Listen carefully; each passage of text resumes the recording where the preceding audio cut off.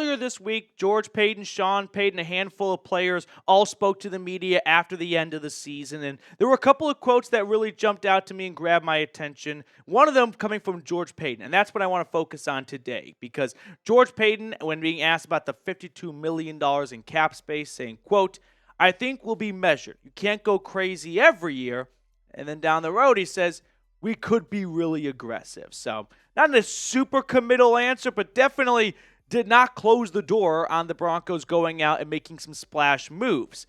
I'm going to remind everyone right now, as we all enter off-season mode, this is a good time to remind everyone, it is smoke and mirror season. What you're going to hear, you always have to ask yourself, where is it coming from? And could that source have a motive? That's why it's being leaked. In this case, nothing's being leaked. We're just going off of what George Payton said. But George Payton knows what he says is going to be heard across the league. So if he says we're going to be aggressive in free agency, well, every single agent right now goes, ooh, I'm going to call the Broncos and I'm going to try and get some more money for my client because I know they're buyers. But if he says, we'll see, maybe buyers, we may not be, he's got a little bit more leverage now in these negotiations. So it's smoke and mirror season. Speaking of, by the way, just the other night I watched this movie, The Illusionist. Incredible movie. Let me know if you've seen it. All about smoke and mirrors. But before we talk about some free agents the Broncos could be looking at with some open cap space, help us reach our goal of 32,000 subscribers strong. We are less than 60 away. So if you have not hopped aboard yet, I invite you to scroll on down, click the subscribe button. It is completely free. So with that all in mind, let's take a look at some of the top free agents. I just picked 6 guys at 3 positions the Broncos could look to add to. 2 of the top running backs, and it's not a very good running back free agency class this year. There's no Barkley, there's nothing like that. But you got Aaron Jones, who's coming off a really strong year with the Vikings, and then a breakout campaign from Rico Dowdle with the Cowboys, over 1,000 yards. One of the better running backs in the second half of the season. 2 wide receivers, Tee Higgins, who you guys keep asking about, so we'll talk about. Chris Godwin, and then Juwan Johnson. I want to put that name on your radar right now. Do not be surprised if he is one of the first signings. And then Mike Gesicki, another tight end as well. It's also worth mentioning that we are talking about the Denver Broncos, who are under the ownership of the Walton Penner Group, who are the richest owners in the NFL. In fact, they are so rich that you could combine the net worth of the second, third, and fourth most richest owners in the NFL, and the Broncos ownership group would still be richer. They have money that you and I can't even begin to comprehend. There is a salary cap, though, so they can't simply buy all the good players. But what they can do is they can give out more guaranteed money in contracts to help sway players over, because whenever you give out a guaranteed money in contract, you actually have to, as the owner, have to have that money set aside in an account. That way, if the owner were to go out of business or declare for bankruptcy, the player can still get their guarantee. Some teams simply are not that cash rich where they can give out all those guarantees. I mean, they probably could, but it's a little bit too close for their comfort zone because some owners are just cheap. That's not an issue for the Broncos. So they'll never be in a situation where they go, we can't get this guy because ownership won't sign off on guaranteeing $70 million. They only go as high as $50 million. No, if George Payton says, we need this guy and he wants $70 million, ownership's going to go, here's $75 million. Like, that's what the Broncos are working with here. Going back to the 2 running backs, though, because I could see Denver pursuing a back in free agency, they're going to bring somebody in. They're not going to run back the same room, of course. Jones comes off a really good campaign, 1,100 yards, 30 years old, so a little bit of a concern. But I'll remind you, the last good running back for Denver to get to 100 yards in a game was Latavius Murray, who was 31 years old at the time. So there's that. Rico Dowdle, 1,000 yards, 4.6 yards a carry, much younger. I would expect the Cowboys to bring him back.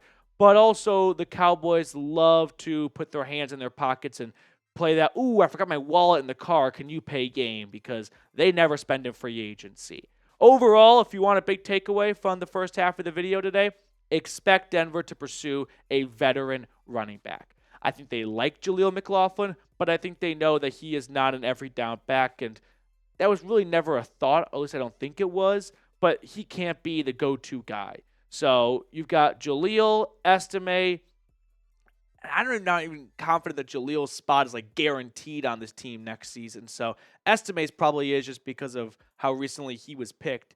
So I would keep an eye on a rookie, a veteran free agent signing, Jalil, and Estime. Those are going to be the 4 backs competing for probably 3 spots on the roster.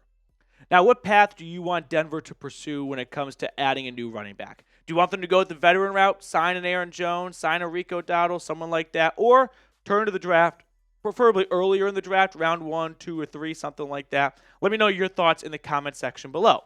Now, next up on the show, I want to talk about everyone's favorite free agent target, Tee Higgins. But first, I do have to give a quick special shout out to our sponsor, Prize Picks. Prize Picks is the best place to get real money sports action.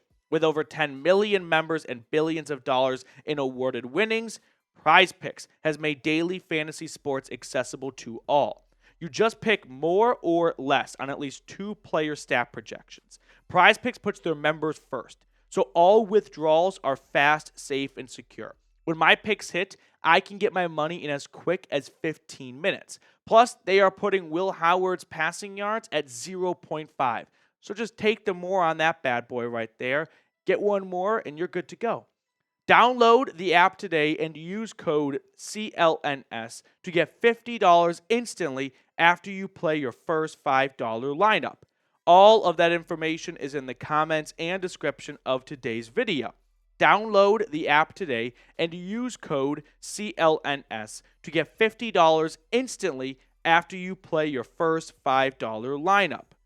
Prize Picks. Run your game. Now, the name that keeps coming up in the comment section, Tee Higgins, sign Tee Higgins, sign Tee Higgins. Let's talk about it because there's some pros and some cons, and I just want to look at it from both sides here. For one, he played this past season on a $21.8 million franchise tag, which means the Bengals could franchise tag him again and pull off a tag and trade so they can at least get something for him. But it's not the best look to keep franchise tagging players. So there's pros and cons to that as well.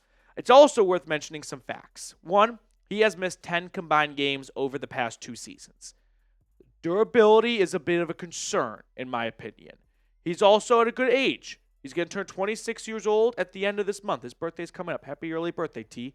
So you're going to be getting a good player who's kind of entering the prime of his career. You're not spending a lot for someone who's about to turn 30 in a year or two like Calvin Ridley with the Titans, but that's the Titans for you.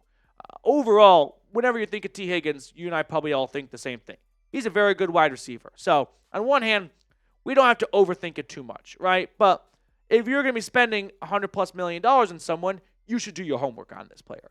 And I'm doing my homework right now, and I'm seeing a guy who's missed 10 games the last 2 years. That's concerning.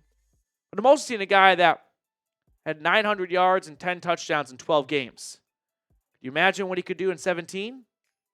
So the value or the potential is there, but the best ability is availability. And the injuries are becoming a red flag for me. He's only played 1 full season in his NFL career.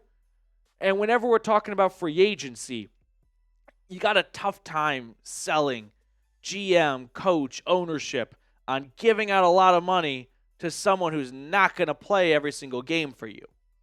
That's usually one of the first talking points that comes up. And this is definitely something that has to be discussed.